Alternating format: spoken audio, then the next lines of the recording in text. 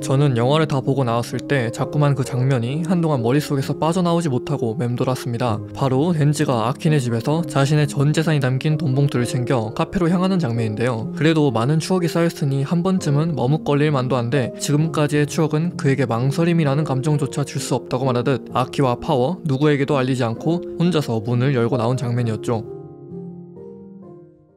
저희가 지금까지 봤던 체인소맨은 체인소맨이 아니었습니다. 체인소맨의 IP를 사용한 무언가였죠. 이번 극장판은 드디어 저희가 처음으로 마주한 진정한 의미의 체인소맨이었습니다. 영화가 재밌는 건 모두가 아는 사실이니 왜 이렇게 재밌었을지 한번 여러 측면으로 바라볼 건데요. 그 이유 중 하나는 다들 동의할 만한 압도적인 전투씬이었습니다. 체인소맨 레저편의 전투씬은 모든 부분에서 체인소맨 1기를 아득히 뛰어넘었습니다. 상당히 정적인 전투씬을 지향했던 1기와는 달리 매우 정신없고 역동적으로 전투씬을 표현한 것이 극장판의 특징이었는데 이러한 특징은 어떠한 장면이 아니라 영화 전반에 걸쳐서 나타났습니다. 그리고 이번 영화에서 많이 사용된 기법이 하나 있었는데 바로 슬로우 모션입니다. 일반적으로 격투 중심인 난타전에서의 슬로우 모션은 자칫 잘못 사용하면 몰입도를 떨어뜨릴 수도 있는 장치이기도 한데요. 이번 레제편의 주 싸움 방식은 단순 난타전이 아닌 폭발을 활용한 능력전이었기에 이런 슬로우 모션 연출이 빛을 발했던 것 같습니다. 보통 폭발이란 저희가 인지하기도 힘든 빠른 시간 안에 이루어지기에 그 과정을 전부 볼 수 없는 것이 특징인데 레제가 손가락을 튕기거나 주먹을 난타할 때처럼 폭발이 일어나기 직전 혹은 일어나는 상황에 슬로우 모션을 걸어줌으로써 폭발이라는 효과의 매력을 더욱 깊게 표현해줬습니다. 제가 애니메이션의 연출이나 작화에 대해서 깊게 공부하지 않아 정확히 설명드리긴 힘들지만 개인적으로 전투씬 중 가장 좋았던 부분은 크게 두 가지가 있었으며 첫 번째는 빌딩 안에서의 1대1 전투씬이었고 두 번째는 공중에서의 불꽃놀이 전투씬이었습니다. 저는 개인적으로 빌딩 전투씬이 이 애니의 고점이었다고 생각이 들었는데요.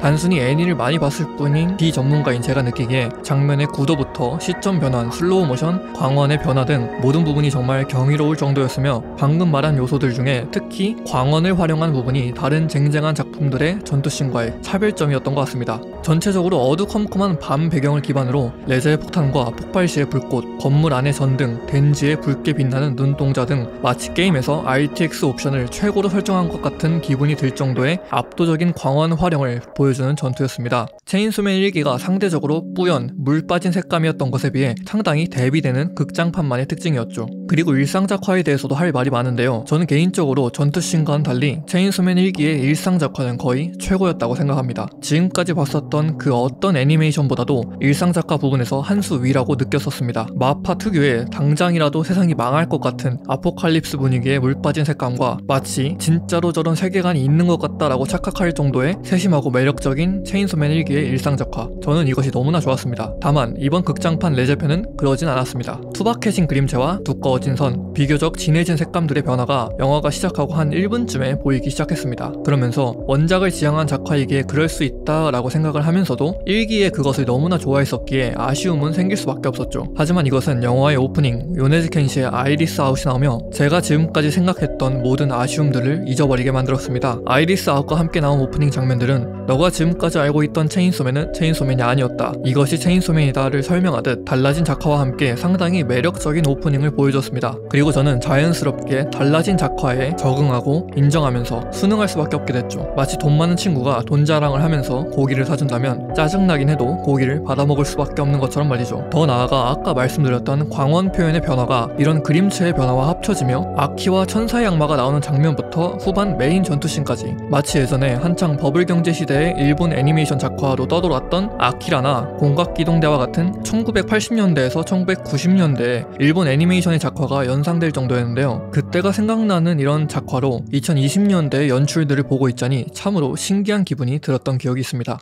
영화는 영화관에서 보라는 영화계의 거장 놀란 감독의 말처럼 체인소맨 레제편의 귀가 터질 것 같은 사운드는 영화관이었기에 느낄 수 있었다 생각합니다. 시도 때도 없이 터지는 폭탄과 전기톱의 소리가 뒤섞이며 고막을 수시로 때려버렸는데 그런데도 불구하고 전혀 불쾌하지 않았습니다. 애초에 너무나 몰입도가 높았기에 영화의 하이라이트 부분인 레제와의 싸움 장면을 보는 도중에 딴 생각이 들 틈조차 없었습니다. 단 1프레임조차 놓치기 싫은 전투씬과 단 1초도 딴 생각을 하지 못하게 만들어버리는 사운드, 이 두 개가 합쳐져 그냥 눈 눈 깜빡하니 영화가 끝나 있는 듯한 경험을 하실 수 있었을 겁니다. 물론 지금까지 말했던 건 단순 효과음 위주의 이야기였습니다만 영화의 OST 이야기도 빼놓을 수 없겠죠. 영화의 오프닝 아이리스 아웃은 아까 말했으니 넘어가고 전체적인 OST에 대해서 조금 말해보자면 수영장 씬에서 사용됐던 인더풀, 여기서부터 무언가 느끼기 시작했죠. 아, 이거 OST 죽인다. 작품의 분위기를 결정하는 요소 중 가장 큰 비중을 차지한다고 생각하는 OST가 이리도 좋아버리니 몰입감이 증폭되는 효과를 가져올 수 있었습니다. 영화 전체적으로 모든 장면에 적절한 노래들이 사용되었는데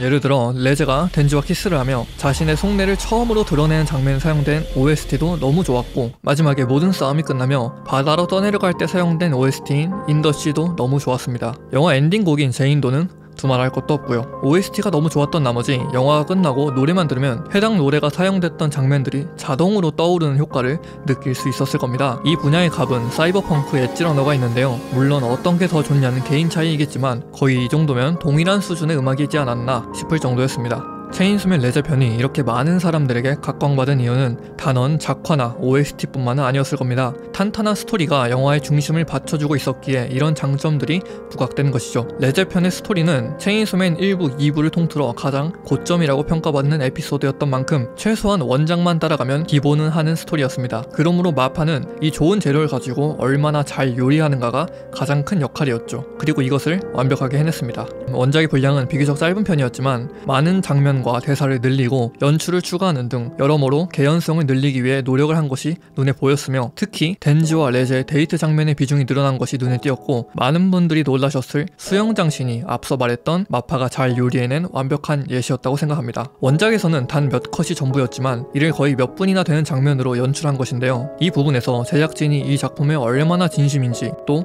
왜 10년을 책임질 작품이라고 말했었는지 느낄 수 있었습니다. 덴지와 레제의 관계가 더욱 애틋했던 이유는 그들의 과거에 있었습니다. 부모가 남진 빚에 시달리며 평생을 지옥같은 삶을 살았던 덴지와 소련에서 고문을 받으며 암살자로서 키워진 레제, 둘의 참담한 과거는 서로가 서로에게 공감하고 이끌리게 만들 둘도 없는 설정이었죠. 물론 덴지는 레제의 과거를 몰랐기에 단순한 10대 청소년의 사랑이라고 말할 수도 있지만 레제는 조금 달랐습니다. 영화 후반부 레제의 독백과 전투 중 둘이 나눴던 대화를 생각하면 레제는 덴지를 전화부스에서 처음 만났을 때 바로 죽일 예정이었던 것 같죠. 하지만 덴지가 그녀에게 꽃을 건네준 순간 왜였을까요? 레제는 임무를 수행하지 않았습니다. 아이 같은 그의 순수함을 보고 죄책감이 들었던 것일까요? 아니면 단순히 그에게 흥미가 생겼던 것일까요? 아마도 연민에 가까운 감정이 아니었을까 저는 조심스럽게 생각합니다. 레제 입장에서는 그가 가까이 있다고 가정했을 때 마음만 먹으면 1초도 안 걸리고 죽일 수 있기에 그를 바로 죽이는 것보다 어쩌면 조금만 더 어떤 사람인지 알아보자 하는 마음에 죽이지 않았을 것이고요. 둘의 관계에서 가장 중요하게 생각하는 포인트는 바로 연민과 사랑인데요. 이 두 개의 감정은 사람이 가진 감정 중에 가장 구분하기 힘든 감정 중 하나입니다. 레제는 그에게 호기심과 연민이란 감정을 느끼고 있다가 호기심은 그를 점차 알게 되며 해소되었고, 연민은 더 이상 그것이 연민인지 사랑인지 구분할 수조차 없어질 정도로 감정이 피어날 것이 되죠. 거기에 자신과 비슷한 처지이면서 과거의 자신을 보는 듯한 덴지에게 일종의 모성애까지 느꼈을 수도 있다고 생각하는데요. 체인소맨이란 작품 내에서 엄마의 이미지와 모성애를 담당하고 있는 캐릭터는 단언 마키마이지만 상당히 강압적이고 애정결핍을 이용하여 그를 부려먹을 생각밖에 없는 마키마보단 오히려 레제 쪽이 더 진실된 모성애가 아니었을까도 싶습니다. 인간의 마음은 정확히 어떤 것이다 라고 구분하기 힘듭니다. 레제가 덴지에게 느낀 감정은 연민일지 모성애일지 아니면 그냥 사랑일지 아무도 모릅니다. 작가님만이 그 사실을 정할 수 있고 알 수 있겠죠. 사실 레제가 어떤 감정을 가졌을지 따윈 크게 중요하지 않습니다. 정말 중요한 것은 덴지가 그녀를 위해 과거와의 이별을 선택했으며 레제는 자신이 죽는 상황에도 덴지의 뒷모습을 단 1초라도 더 보려고 했다는 점, 이것이 바로 저희가 알 수 있는 확실한 증거였습니다. 레제는 비록 몇백 몇천 명을 죽인 잔혹한 암살자였을지 몰라도 영화가 끝나고 많은 사람들이 기억하는 그녀는 처음으로 사랑을 알게 된 그저 하나의 소녀였겠죠.